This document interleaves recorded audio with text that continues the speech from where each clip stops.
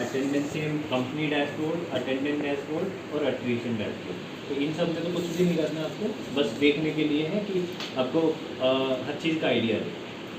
फिर उसके बाद ऑर्गेनाइजेशन में ऑर्गेनाइजेशन से रिलेटेड जितनी भी चीज़ें होगी, उसका स्ट्रक्चर, उसकी पॉलिसीज़, डॉक्यूमेंट, एसेट, एक्सपेंस, सारी ऑर्गेनाइजेशन से रिलेटेड होगी, ऑर्गेनाइजेशन में। एम्प्लॉय से रिलेटेड जो भी होगी एम्प्लॉय मास्टर में मैनेज होगी। अटेंडेंस रिलेटेड है, अटेंडेंस में उसकी शिफ्ट हो सकती है, उसकी सेटिंग हो सकती है, लीव, हॉलीडे, बायोमेट्रिक, जितनी भी कॉन्फ़िगरेशन होगी ये कैलेंडर वाले में होगी। उसके बाद एम्प्लॉय की शिफ्ट वगैरह है ये हम कैसे चेंज कर सकते हैं, और जो भी है इंडिविजुअली कर सकते हैं, बल्क में भी कर सकते हैं? सब होता है, मैं एक एक करके आपको बताऊँ। फिर रिक्वेस्ट को मैनेज कर सकता है, ईएसएस से तो होता ही है, ईएसएस में एम्प्लॉय खुद करता है और उसका मैनेजर करता है, उसके अलावा एडमिन दोनों का कर सकता है। इंगेज में बस मैसेजिंग एक प्लेटफॉर्म है, आप 1-to-1 और ग्रुप में मैसेजेस आप डाल सकते हो और यहाँ से प्रॉपर उस पर सर्वे वगैरह पब्लिश कर सकते हो और फीड पे आप जितने भी मैसेजेस है वो आप ट्रैक कर सकते हो। रिपोर्ट में सारी रिपोर्ट डाउनलोड हो जाती है, ठीक है। बेनिफिट आपका लोन के लिए है, अगर कंपनी आपको लोन वगैरह देती है ईएमआई की या कुछ भी एडवांस लोन, इंश्योरेंस वगैरह करके, तो उसके लिए ये एडिशनल सर्विसेज है, तो इंटीग्रेट करने के बाद चलेगा, ठीक है। अब सबसे पहले आ जाते हैं एम्प्लॉय मास्टर से। एम्प्लॉय मास्टर में ये एम्प्लॉय है तो एम्प्लॉय की प्रोफाइल चेक कर सकते हो, क्या क्या डिटेल है उसकी। एम्प्लॉय पे क्लिक करके सारी डिटेल हर एक सेक्शन की पता चल जाएगी और एक प्रोफाइल में 7 या 8 सेक्शन तो होंगे जिसमें उसके पर्सनल डिटेल कवर हो रही है, वर्क डिटेल कवर हो रही है, address, bank detail, emergency, qualification, work experience और बैंक डिटेल। मतलब बैंक डिटेल इसमें कस्टमाइज़ किया हुआ है, ये पर्सनल है और एक ये ऑफिशियल दे रखा हुआ है कंपनी सर्वे का। तो पूरा का पूरा ये फॉर्म कस्टमाइज़ किया हुआ है, इसमें जितनी फील्ड दी हुई है ये भी एडमिन की साइड से कस्टमाइज किया है, ठीक है। आपका जो मेन है यहाँ पे लेफ्ट साइड में जो दिख रहा है ना एम्प्लॉय की डिटेल, जो मेन डिटेल है वो ये रहेंगी कि उसकी डेजिग्नेशन क्या है, डिपार्टमेंट क्या है, फ़ोन नंबर क्या है और ईमेल एड्रेस क्या है। ये यहाँ पे जो भी आईडी और मोबाइल नंबर रखा हुआ होगा ना उससे उसका लॉगिन होगा, अगर इसमें मिसिंग है तो उसका लॉगिन भी नहीं होगा। तो ये जो नंबर यहाँ पे दिख रहा है यहाँ से एंटर होता है, ठीक है।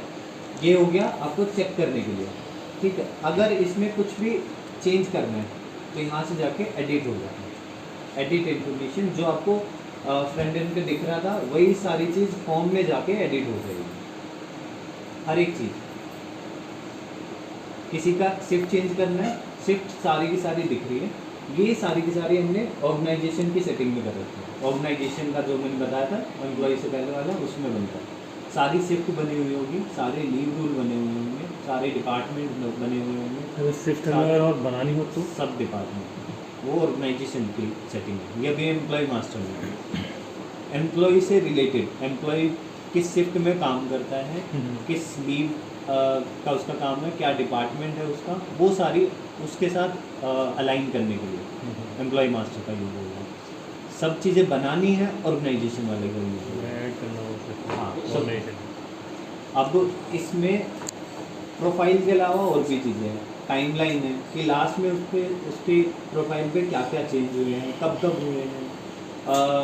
फिर लीव का है, पूरा रिकॉर्ड रहेगा कि कितनी लीव उस तक उसकी अभी तक मिल चुकी है, कितनी और मिलने वाली है, और डॉक्यूमेंट कोई उसके साथ अपलोड किया होगा किसी फोल्डर में तो वो दिखेगा।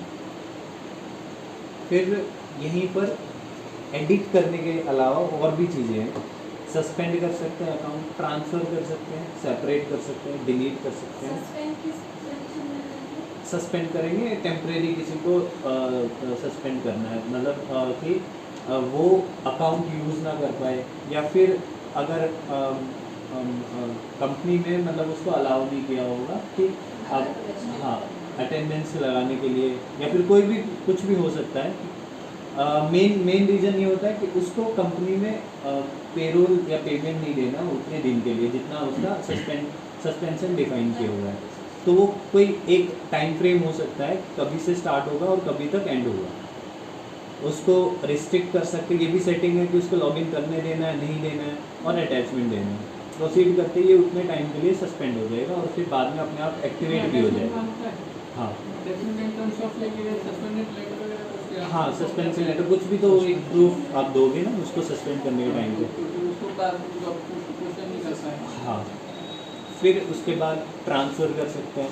ट्रांसफ़र में जो अभी करंट वाली डिटेल वो लिखते, जिस चीज़ में उसको ट्रांसफ़र करना है, जैसे एंटिटी लेवल पे ट्रांसफ़र करना है तो वो चूज़ कर सकते हैं, डिपार्टमेंट पे करना है तो डिपार्टमेंट, लोकेशन पे करना है तो लोकेशन। यहाँ पे तो हमें सिलेक्ट करना पड़ेगा कि किस लेवल पे हमें उसको ट्रांसफ़र करना है। नेक्स्ट स्टेज पे पूछेगा कि उसमें से किस चीज़ पे, लोकेशन तो आपने सिलेक्ट कर दिया, लोकेशन में कौन सी लोकेशन पे ट्रांसफ़र करना है, डेजिग्नेशन पे करना है, ब्रांच पे करना है, और फिर प्रोसीड करते ही वो ट्रांसफ़र हो जाता है। ठीक है, उसमें भी फिर ये पूछेगा कि आपको एम्प्लॉय कोड वगैरह कुछ चेंज करना है, लीव रूल वगैरह चेंज करना है, शिफ्ट चेंज करनी है, और सेटिंग है फिर सेपरेशन। इसमें भी जो भी उसकी रेजिग्नेशन वाली डिटेल है, नोटिस पीरियड कितने दिन का है, लास्ट वर्किंग डेट और रेजिग्नेशन अप्लाइड डेट, स्टेटस क्या है, वो सारी चीज़ें अपडेट करके सबमिट करके तो वो ऑफबोर्ड हो जाता है। तो ये तो है एक मैनुअल एंट्री के लिए, सिंगल करना हो तो, और अगर बल्क में करना हो तो प्रॉपर एक ऑफबोर्डिंग का मॉड्यूल दिया हुआ है, उसमें ज़्यादा एम्प्लॉयज़ को मैनेज कर सकता है। फिर आपका डिलीट, जैसे ही आप डिलीट करोगे तो ये सस्पेंडेड और डमी अकाउंट में चला जाएगा। ठीक है, जब तक आप इस पर कोई और फर्दर एक्शन नहीं लेते। फर्दर एक्शन कोई आप लोगे फिर से एक्टिवेट हो जाएगा। बाद में अकाउंट डीएक्टिवेट कर सकते हो, एक्टिवेट कर सकते हो।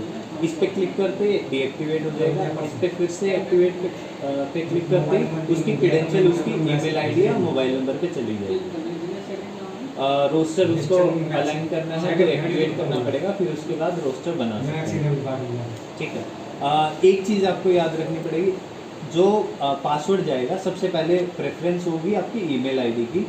अगर ईमेल आईडी डली हुई है तो उस पर जाएगा, अगर ईमेल आईडी नहीं है तो जो फ़ोन नंबर होगा उस पर जाएगा आपका। सर बहुत सारे जो जिनका मेल आईडी नहीं बनती है, जैसे वर्कशॉप वाले बंदे हैं, तो उनका मेल जो वो नंबर यूज़ करते हैं उसी पर अगर पासवर्ड फॉरवर्ड करते हैं तो मेल आईडी कंपलसरी होती है, जो ऑब्वियसली वही मांगता है। नहीं, उस रीजन में क्या करें जो फॉरवर्ड करते टाइम मेल आईडी मांगता है?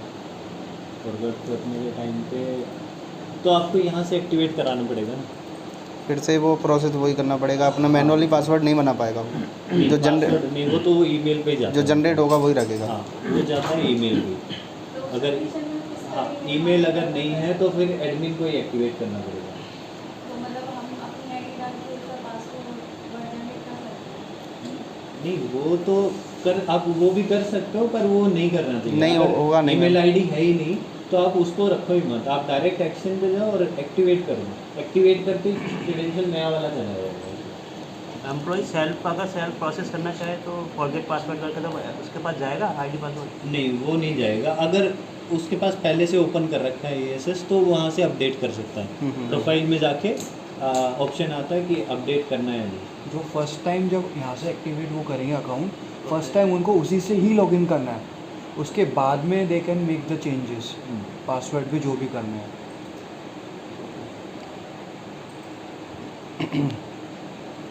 और इस क्वेरी में अगर जैसे कि कोई नया लेटेस्ट वर्जन यूज़ कर रहा है एंड्रॉयड पर, तो मैंने बहुत सारी क्वेरीज आ रही हैं कि जो भी एंड्रॉयड शायद उनका अपडेट नहीं है या तो वो रनिंग नहीं हो पा रहा है एप्लीकेशन। डिवाइस सपोर्ट नहीं कर रहे। हाँ। डिवाइस सपोर्ट का कुछ इशू लग रहा है मेरे को। तो इसमें आपकी जो API है इसमें कैसे रनिंग कर रहे इसका हैं? सॉल्यूशन क्या डिवाइस सपोर्ट नहीं एंड्रॉयड अपडेट करवाएं उसके मोबाइल को या फिर उसमें यही हो सकता है कि उसके कैश क्लियर करके फिर से रन करके फिर अपडेट करके। अभी एक और अभी केस देखा था, उसमें उनका प्ले स्टोर ही पुराना वाला दिखा रहा है। हाँ हाँ हाँ। और फिर जो ऐप आ रही है उस पर वो आ रही है पूरा प्रोसेस करवा दिया था, लेटेस्ट वर्जन भी इंस्टॉल करवा दिया, लेकिन उसमें जो नीचे नोटिफिकेशन आ रहा था अप्रैल आ रहा है। हाँ, तो वहाँ per your device not supportable this application, इस टाइप का मैसेज आ रहा था। वो देखना पड़ेगा उनका फ़ोन कौन सा है? अब आपके ये हो भी सकता है अलग अलग फ़ोन के लिए। 4-5 लोग हैं ऐसे केसेस आए हैं। ठीक है। Device not supported. उनका तो फिर ये होगा कि एक बार सेटिंग देखनी पड़ेगी केस वगैरह क्लियर करके, और फिर डिवाइस अगर की फिर भी issue- नहीं होता तो फिर डिवाइस की इशूज़ लॉगिन आईडी पासवर्ड के लिए भी आया है। अगर हमने लॉगिन आईडी या पासवर्ड भेजा साइन किया है किसी डिवाइस पे,